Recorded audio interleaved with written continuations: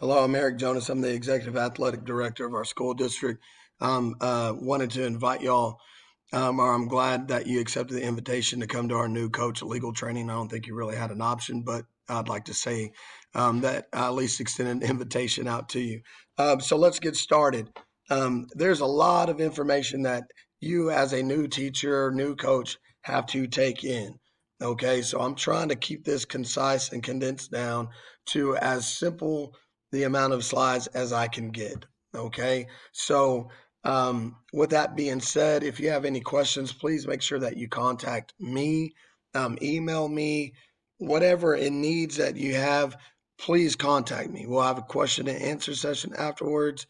Feel free. Any questions, please ask. Okay, so the first thing that we're going to do or talk about is planning. Okay, planning is extremely important. It is of the utmost importance. For the first one, I have physical in rank 1. Paperwork has to be filed. Paperwork has to be in order. Okay. If they do not have a physical and they do not have their rank 1 information filled out online, they cannot participate. Okay. Now, athletic activities, it depends on your coach. Okay, as far as the organization of practice, itineraries, etc. But we know in order for things to run smoothly, they must be organized.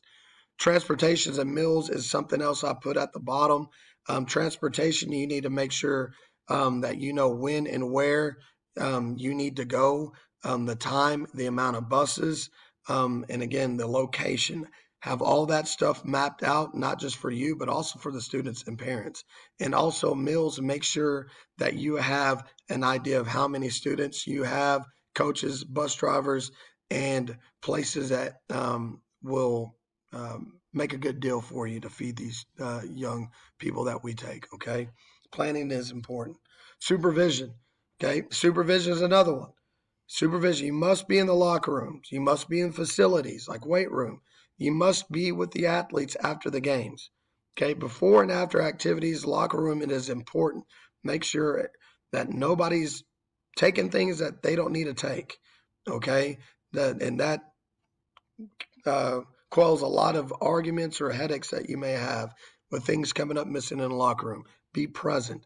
Weight room and facilities, be present.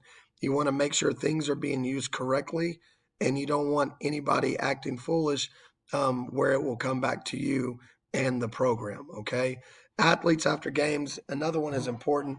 Parents sometimes will show up late to pick their kids up, from coming out of town. So you need to make sure all kids are gone, all kids have been picked up before you and coaches leave. What I'm getting at is supervision. You have to be aware and around students all the time to make sure that everything is being used correctly and that they're safe. Selection and training of coaches. Bachelor's degree, you must have an education or bachelor's degree plus an alternative certification in order to get your foot in. Now, there's emergency certifications, but that depends on your school district whether or not they want to hire you. Now, professional development through school district and also through programs. I say programs like THSCA, coaching school, professional development like school district CPR, AED certification, sports specific training, concussion and tackling fall under things like THSCA, coaching school. Okay. And those things are addressed and taught and help coaches to grow whenever they attend this. And also, you have to be certified in order to also coach. You have to be certified CPR and AED, and also with concussion and tackling. Okay. Proper technique instruction. I put controlled progression, verbal commandments, demonstration, and again, you're going to build up to where it's full speed. So verbal commandments is a communication part. Give them verbal keys so they know each and every step that you expect to be done. Next part is demonstrate. Okay, you yourself as a coach should be able to or need to be able to demonstrate proper form on what you expect. Okay, and so from the verbal keys and demonstration, now they can build up from walking to intermediate to full speed, whatever it is. Okay, that maybe you're teaching them. from shooting progression to tackling progression. All of that stuff can be done through verbal keys, demonstration, and then allowing them to take ownership. Warnings, okay?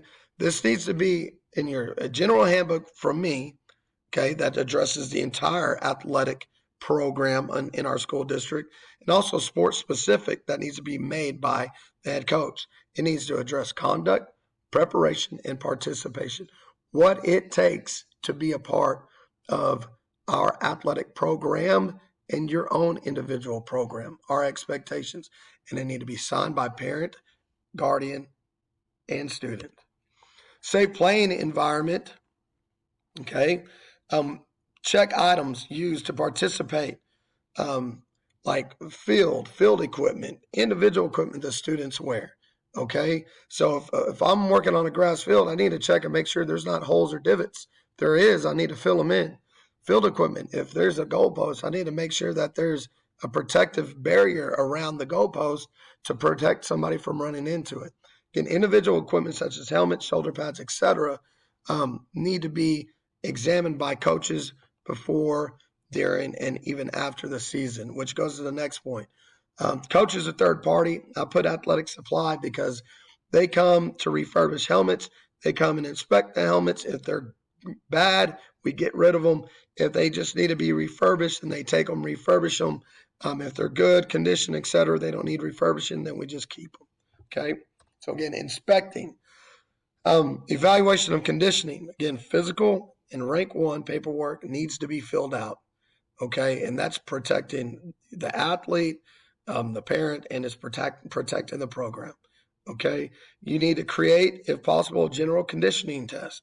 See if they haven't been a part of a program in a long time, where they are with running and even weights. Just something general so you get an idea of where their starting point is.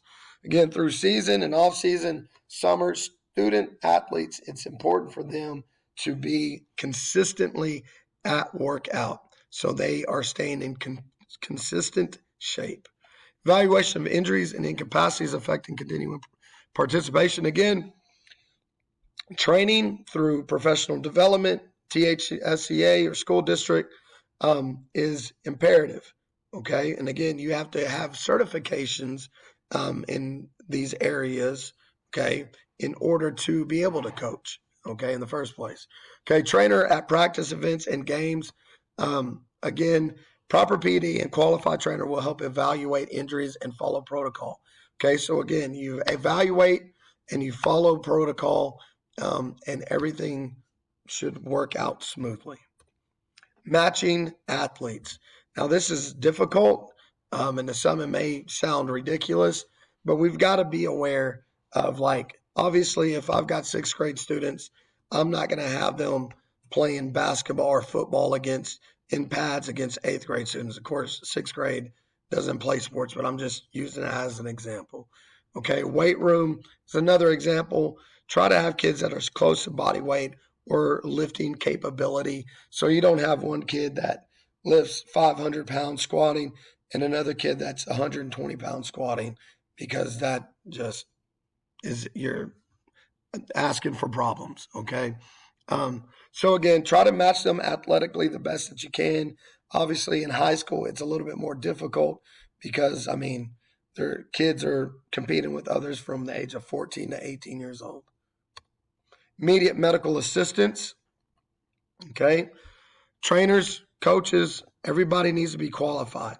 Create scenarios for coaches and other staff to work through, okay, and help correct things when needed, okay, through these scenarios, okay. So one good idea is to have protocol for, if an emergency, you call EMTs, that you know where you're at, the location, the street address, etc., and also know where you can open up gates so the vehicles can get in to where they have easy access to the injured person. Okay, so people need to have these kind of scenarios to work through and walk through in order to kind of implement this protocol. Emergency medical response plan, again, goes with it. Again, ever in doubt, 911, call it. Okay, if it's suspected a broken arm at right there at football practice, call 911. If a trainer happens to not be around, maybe tending to somebody else injured, and it's disfigured and etc., call 911. All right. Now, other than that, emergency plans need to be set, okay, and mapped out. Where's the AED? Where's other equipment that may be needed, like a spine board, okay? Again, where would the emergency vehicles enter in at said location? Make sure you have an emergency card too, with a person's information that is injured to either hand to the EMT and as well to be able to contact parents. Safe transportation. Bus drivers need to have CDL certification. Coaches need to also be distributed throughout the bus on these trips. Okay, so for safe transportation, person has to be qualified to drive a bus. If not, then they don't drive the bus. Okay, the coaches need to be distributed throughout the bus on trips. So if you have a group of football players riding in a bus, there needs to be a coach in the front, coach in the middle, and a coach in the back. That would be easily done to where you can keep an eye on things and make sure there's no issues. Trip change form is another very important. This is paperwork that needs to be signed by the head coach and principal, filled out first by the parent if the parent chooses to drive the athlete home after a game. Okay, and only the parent. The student can't go with anybody else, whatever it may be. Paperwork needs to be filled out, signed by the head coach, signed by the principal, and the parent needs to sign it along with the student. Parent needs to be present too when they are taking the kid, okay, after the game, all right? The coach needs to know who they are. Full and accurate disclosure. Again, physical, rank 1. Parents, students need to be informed of medical costs if injured. I'll put Texas Education Code school districts may obtain insurance against bodily injuries sustained by students while training or engaging. Again, there is some help through the school district if a student's injured, but it won't cover all of it.